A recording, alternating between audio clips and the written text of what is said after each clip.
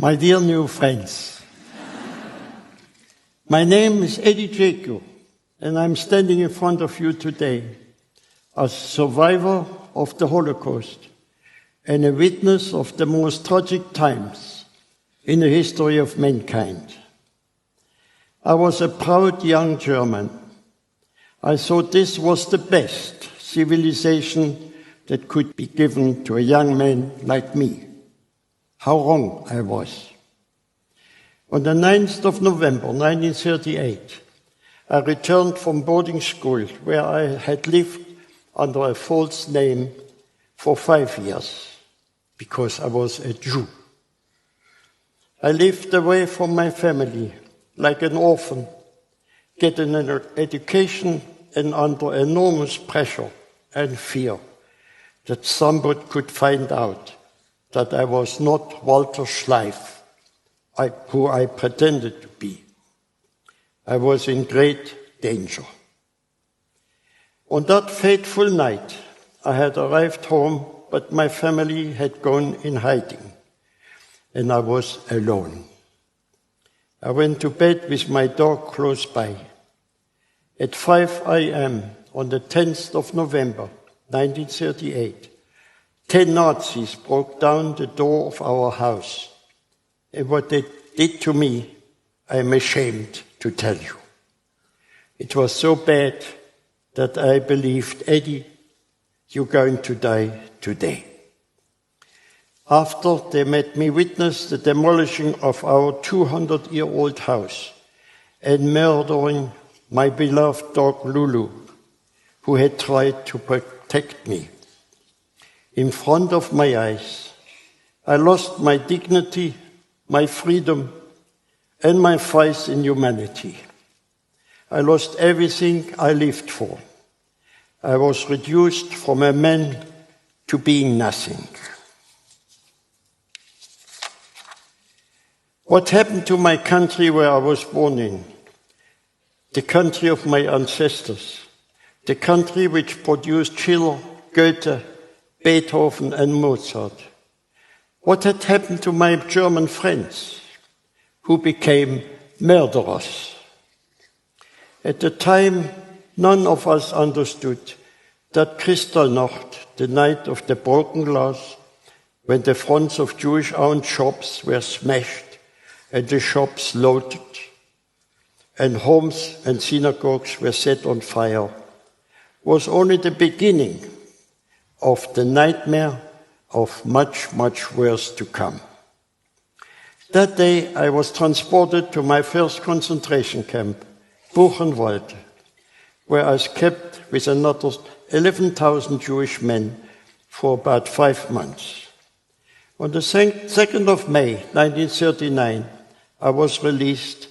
My father picked me up and drove me to Aachen. After 10 hours driving, we made an arrangement with a smuggler to take us into Belgium. I spent 2 weeks there with my dad in an apartment until I was arrested by Belgian police as a German, not a Jew, and interned in a camp with 4,000 other Germans. On the 10th of May 1940, the camp was liquidated. We split up in Dunkirk, and I continued on to Lyon. There I was arrested by French police and sent to Gurs, a terrible camp with 6,000 Germans. After my internments and camps, I was finally transported to what became my hell on earth, Auschwitz.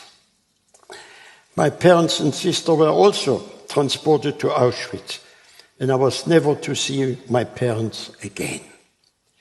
I did not have a chance to say goodbye to my beloved mother, and I have missed her every day of my life. If you have the opportunity today, please go home and make sure you tell your mom how much you love her. Please do this for your new friend, Eddie. I was lucky enough, managed to escape what became known as the Death March. and I hid in a forest alone for many months before I was found by the American army. But I'm standing here today happy man, who enjoys life with a wonderful wife and a beautiful family. I do not hate anyone. Hate is a disease which may destroy your enemy, but will also destroy you in the process. I'm doing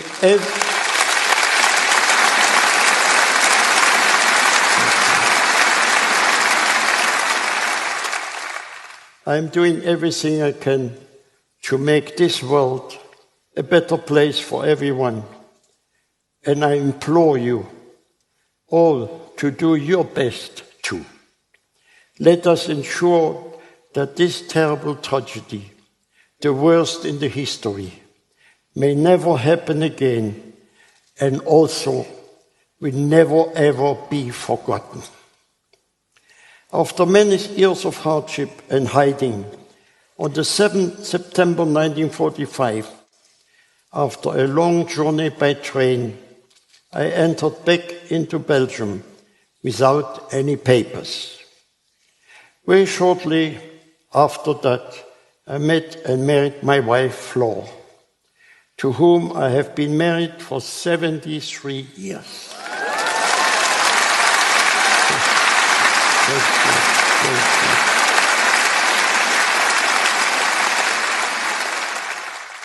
At that time, I was not a happy man, and did not enjoy being amongst people. That was until our first son, Michael, was born. At that time, my heart was healed and my happiness returned in abundance. I made a promise that from that day until the end of my life, I promised to be happy, smile, be polite, helpful, and kind. I also promised to never put my foot on German soil again. Today I stand in front of you, a man who has kept all those promises. My greatest happiness comes from my family, my wife, 2 sons, Michael and Andre, my many grandchildren and great-grandchildren, who all bring so much joy. Today I teach and share happiness with everyone I meet. Happiness does not fall from the sky. It's in your hands. If you're healthy and happy, you're a millionaire. Happiness also brings good health to the body and mind, and I attribute to my 99 years of health mostly to the positive and happy attitude.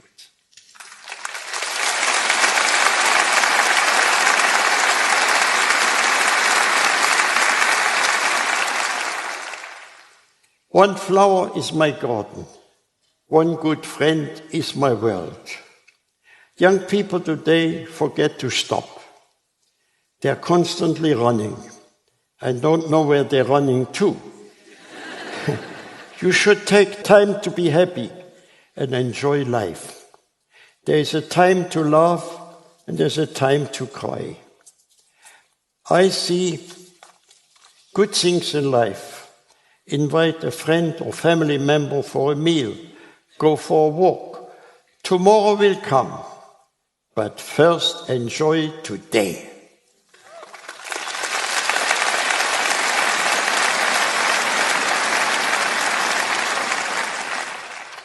I wonder how people exist without friendship, without people to share their secret, hopes and dreams, to share good fortune or sad losses.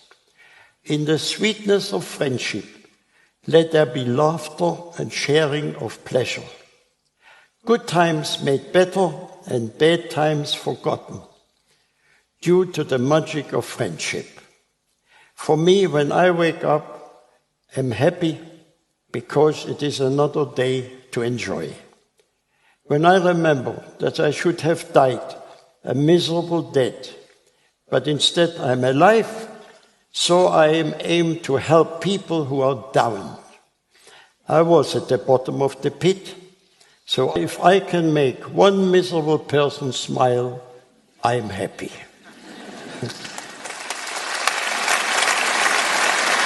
Thank you. Remember these words. Please do not walk in front of me. I may not be able to follow. Please do not walk behind me. I may not be able to lead. Just walk beside me and be my friend.